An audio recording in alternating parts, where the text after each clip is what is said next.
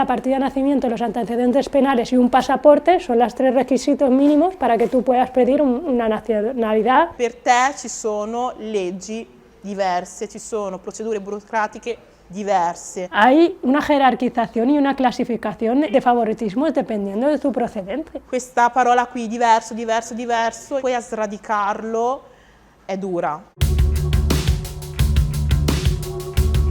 Mi chiamo Zelian Compaore, ho 24 anni e sono un'infermiera. Soy Tessidi, soy saharaui, de origen saharaui. Llevo en España 20 años. Sono in Italia dall'età di 2 anni e ho la cittadinanza da un mese. Y bueno, estudié aquí en España ingeniería informática, me dedico un poco más al mundo de Big Data y desde hace 3 años pues, al activismo politico por el Sahara. Io sono stata per tutto questo tempo l'extracomunitaria della mia famiglia, l'unica, perché entrambi i miei genitori, dopo lunga attesa, hanno ricevuto la cittadinanza e quindi di conseguenza i miei fratelli, essendo minorenni, l'hanno acquisita da loro, però io facevo i miei 18 anni, quindi essendo un soggetto maggiorenne ho dovuto ricominciare la pratica per conto mio e mi sono ritrovata ad essere l'unica extracomunitaria della mia famiglia, tutti con la cittadinanza italiana. Para conseguir la nacionalidad existen clases de personas. Si eres saharaui o si eres de países como que no hay un cierto acuerdo, no reconocidos como colonia de España,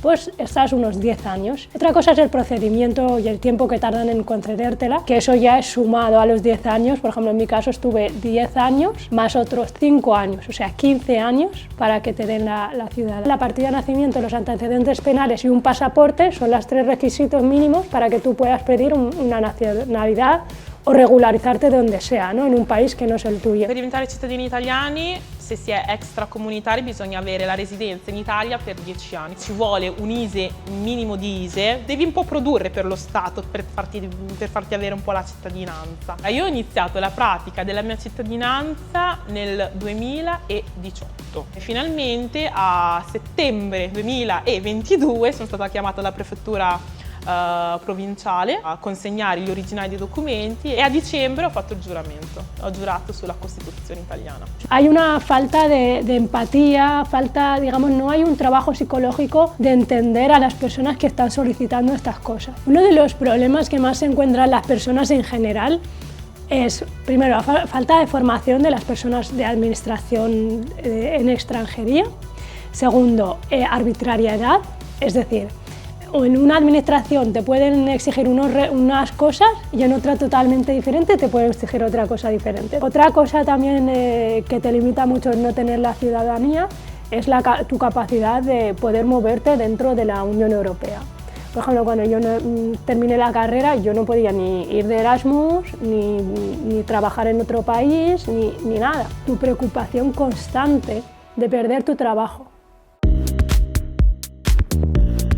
Io mi sono resa conto personalmente che il fatto di non avere la cittadinanza fosse ostativo nel momento in cui mi sono laureata. Io mi sono laureata come infermiera il 24 novembre del 2021, però nel momento in cui sono andata ad iscrivermi all'albo professionale, la mia laurea doveva essere un attimino fare un altro passaggio al Ministero della Salute per una validazione, diciamo. Perché la mia laurea deve fare ancora questo giro? La risposta è molto semplice, non è la cittadinanza italiana. Incluso dentro del mismo sistema hay una jerarquización y una clasificación de favoritismos dependiendo de tu procedente. O sea, es que de base ya eso es racista. Y luego te dicen, no existen leyes racistas.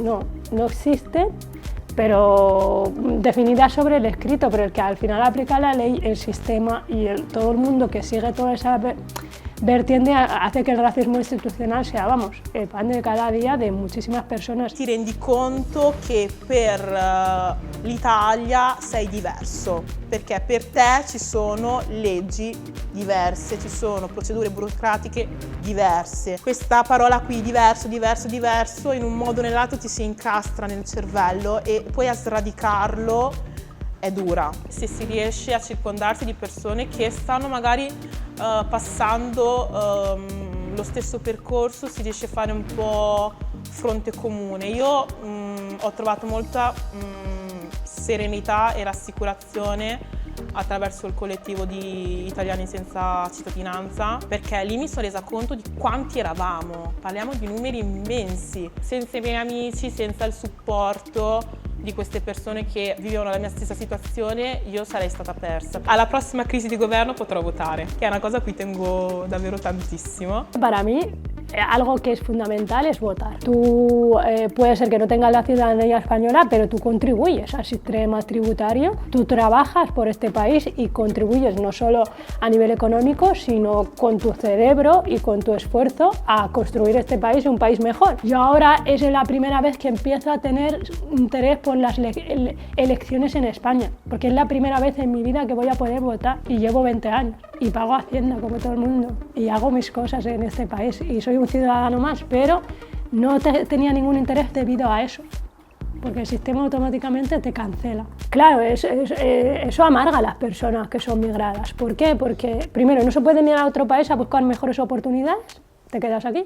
Queste tematiche che riguardano delle minoranze non si parli mai abbastanza, perché non c'è un tavolo ufficiale su cui farlo e quindi le persone che sono colpite da queste problematiche se lo devono costruire da soli il tavolo. E i social da questo punto di vista stanno facendo molto. Io ho scoperto di non essere l'unica grazie appunto a questi collettivi in cui ragazzi di seconda generazione, diciamo, raccontano la loro storia, che alla fine è la mia, è quella di qualcun altro, molto molto simili. Non abbiamo gli spazi per poterlo fare, quindi i social rimangono ad oggi l'unico posto in cui possiamo spingere un po' su queste tematiche. Mi fa un po' sorridere il fatto che anche i politici non abbiano idea di come funzioni la legge sulla cittadinanza e ogni volta ne vogliono proporre una che fa più schifo di quella precedente. Se sei pakistano, indiano,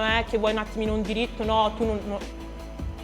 La gente non sa da dove viene. Secondo me questo qua è il motivo per cui ancora adesso si crede che una persona abbia più diritti rispetto ad un'altra. Se facciamo un attimino un passo indietro e siamo sinceri con noi stessi, ci rendiamo conto che non è così.